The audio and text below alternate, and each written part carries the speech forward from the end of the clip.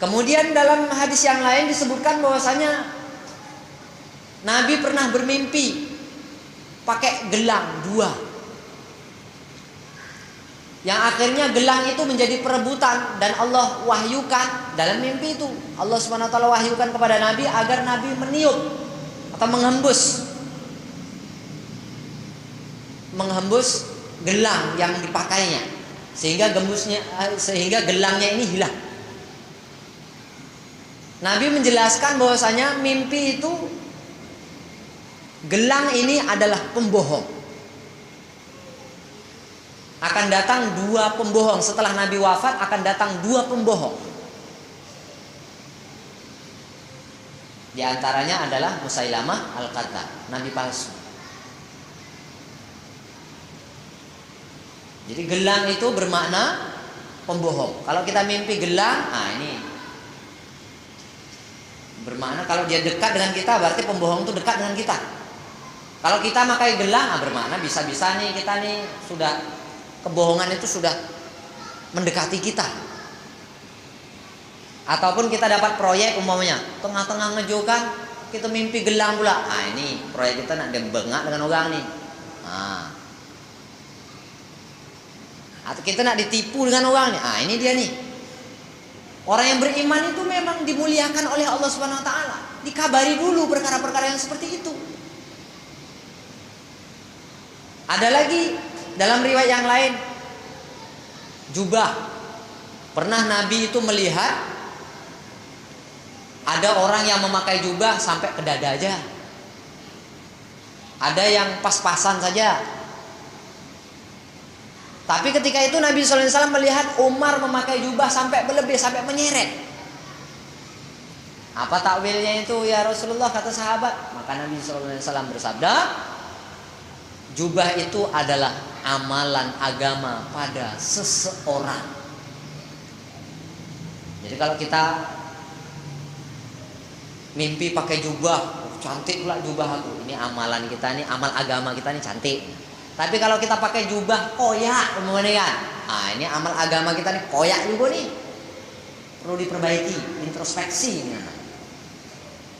Jubah ini adalah amal agama. Dalam riwayat yang lain juga Nabi SAW pernah bermimpi minum susu. Sampai susu itu habis diminum, sampai kata Nabi sudah berasa puas sampai ke ujung-ujung kukunya. Kemudian susu itu dikasih kepada Umar radhiyallahu anhu. Apa takwilnya ini ya Rasulullah? Kata Nabi SAW, ini takwilnya adalah ilmu. Kalau orang minum susu, mimpinya itu minum susu, berarti dia sedang menimba ilmu, sedang dapat ilmu, dia dapat ilmu yang baik. Kalau mimpi perahu, secara ringkas saya sampaikan ini. Kalau Bapak mau puas, baca sendiri dalam Sunan Ad-Darimi, Sunan Tirmizi, di dalam Sahih Muslim, takbir-takbir mimpi ini dijelaskan oleh Nabi Sallallahu Alaihi Wasallam. Perahu, kalau orang yang mimpi perahu, maka dia mimpi keberhasilan. Ini keberhasilan nih. Perahu ini kalau kita menaiki perahu, bermakna ini kita menaiki keberhasilan. Kalau kita dorong perahu, dorong keberhasilan. Kalau narik perahu, narik keberhasilan. Kalau kita kena langgo dengan perahu, kena langgo lah kita dengan keberhasilan. Awak kena tindas dengan keberhasilan. Jadi makna. Terus kalau kita mimpi unta, kata Nabi mimpi unta itu kesedihan. Kita nak sedih nih, maka kita dah siap-siap dah. Ada sesuatu nih yang menyebabkan kita akan bersedih. Kalau kita mimpi warnanya hijau, ini saya ceritakan tadi pada awal, ini surga nih. Alhamdulillah syukur itu bisa melihat surga. Masih di dunia lagi sudah diperlihatkan surga. Ini alhamdulillah betul nih. Ini orang mulia nih. Kemudian kalau kita nengok wanita, ini dia kalau laki-laki nengok wanita, mimpinya tuh tengok perempuan. Kata Nabi, ini simbol kebaikan. Kita buat apa rencana kita? Kebaikan ini. Ada di depan kita nih kebaikan, maka jangan marah-marah dengan perempuan. Kalau kita mimpi perempuan ini kebaikan ini. Kemudian kalau kita mimpi rembulan, Kalau kita mimpi rembulan, kata Nabi Shallallahu Alaihi Wasallam, itu mimpi saya. Maknanya mimpi melihat Nabi ketika itu. Kalau kita melihat rembulan itu mimpi melihat wajah Nabi itunya. Cuma kita kan belum paham lagi. Itu mimpi yang menyenangkan kita, yang kita harus bersyukur. Alhamdulillah. Yang terakhir, kita anggap yang terakhir. Kalau kita mimpi ikatan, umpamanya kan, maka yang seperti itu adalah ketetapan bagi diri kita. Umpamanya kita diikat, tak dapat bergerak, kita diikat susah ini. Ini kita sedang dapat ketetapan. Apa ketetapan kita? Kalau lagi susah kita bersabolah. Itu ketetapan bagi kita sementara nih. Susah kita, sabo. Ataupun kita ikat pokok kayu pula.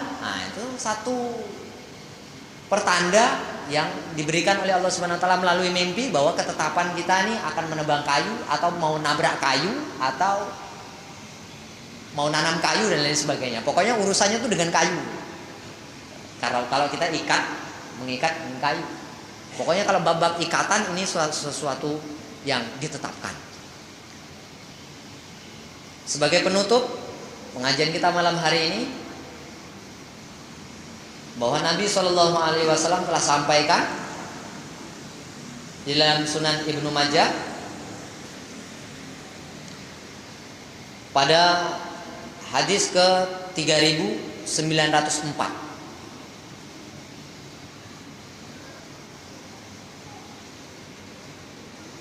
Mimpi seseorang itu,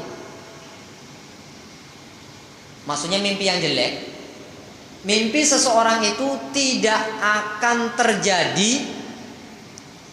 Mimpi seseorang itu tidak akan terjadi sebelum mimpi itu diceritakan kepada orang lain. Mimpi seseorang itu tidak akan terjadi sebelum mimpi itu diceritakan kepada orang lain.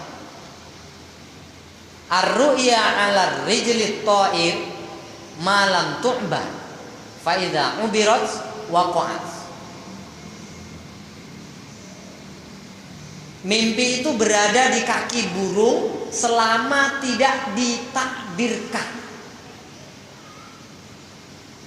Tidak akan terjadi mimpi itu sebelum ditakbirkan. Seperti mana Nabi Yusuf alaihissalam ditanya tentang orang yang mimpi. Ada dua laki-laki yang bermimpi. Satu burung mematuki makanan dari kepalanya. Satu mimpinya itu memerah anggur. Kalau belum ditakbirkan mimpi itu, belum diceritakan kepada orang, ataupun orang itu belum komentar lagi tentang mimpi kita, maka tidak akan terjadi. Tapi kalau sudah ditakbirkan, sudah diceritakan, sudah disampaikan, kok kita mau tolak? Tidak, itu yang akan terjadi. Jadi kalau mimpi yang buruk itu, ataupun mimpi ini kita tidak paham, kita tidak paham dengan maknanya, kita mimpi tapi tak paham maknanya itu kemana, boleh diceritakan kepada siapa yang dipercaya. Nanti orang yang dipercaya itu jangan didesak. Apa bang anunya, Pak Ustaz, apa nih maksudnya? Mimpi saya ini apa maksudnya? Jangan didesak. Kalau sudah diceritakan, wah aku tanda lah macam ini, tak bisa. Kalau sudah diceritakan, habis. Maka itulah yang akan terjadi. Jadi kata Nabi Shallallahu Alaihi Wasallam, ar-ru'ya 'ala rijlit ta'ir ma lam tu'ba fa idza gubirat waqa'at. Jadi kalau mimpi itu sudah ditakbirkan, maka bisa jadi mimpi itulah yang akan menimpa orang tersebut.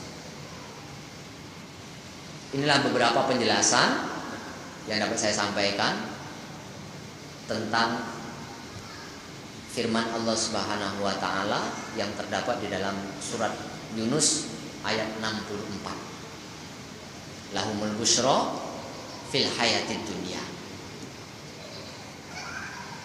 Satu lagi saya akan sampaikan kabar dari Nabi Shallallahu Alaihi Wasallam bahwa di akhir zaman nanti Zaman ini kan sudah ujung sekarang, sudah di akhir-akhir. Hampir-hampir kata Nabi, mimpinya orang yang beriman itu tidak pernah salah.